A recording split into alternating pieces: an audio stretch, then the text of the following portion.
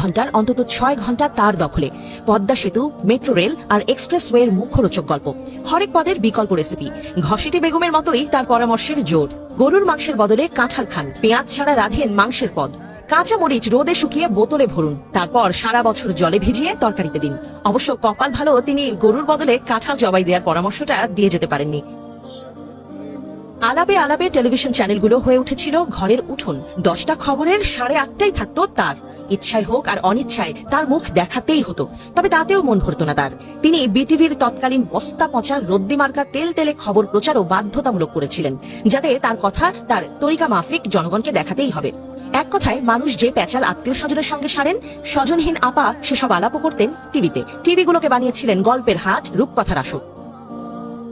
এমনকি ঈদের আগের দিন যদি গণভবনে তার একটি মুরগি ডিম পারত, তবেও খবর হতো। সোশ্যাল মিডিয়াতে সেই খবর বড় করে প্রচার করত তার তোষামোদেরা। শিরোনাম হতো, ডিম পেড়েছে প্রধানমন্ত্রীর কালো মুরগিটি। আরেকজন শিরোনাম করতেন, গণভবনের কালো মুরগিটি সাদা ডিম পারল কেন? আরেকজন আবার আরো একটু সরেস, তার শিরোনাম, প্রধানমন্ত্রীর উন্নয়নের ছোঁয়ায় কালো মুরগি পেড়েছে সাদা ডিম। কালো মুরগির সাদা ডিম, প্রধানমন্ত্রীর হাতে জাদু আছে। কেউ আবার ফলো আপে সেই খবরের শিরোনাম দিত, সাদা ডিম পাড়া কালো মুরগিটিকে কি খাওয়ান প্রধানমন্ত্রী? এখানেই ঘটনার শেষ নয়, দেশ সেরা কৃষি প্রতিবেদক এই নিয়ে বানাতেন আস্ত এক ডকুমেন্টারি। শিরোনাম হয়তো থাকতো, যে সোনার হাতের ছোঁয়ায় কৃষ্ণ কালো মুরগিও সাদা ডিম পারে। সেই ডকুমেন্টারি হয়তো শুরু হতো এভাবেই, তিনি অমুক কন্যা, তিনি জানেন কেমন করে সংগ্রাম করে কালো মুরগিকে দিয়ে সাদা ডিম পাড়াতে হয়। শুধু এসবই নয়, তিনি হাসলে নিউজ, কাঁদলে নিউজ, হাঁচি দিলে নিউজ, কাশি দিলে নিউজ।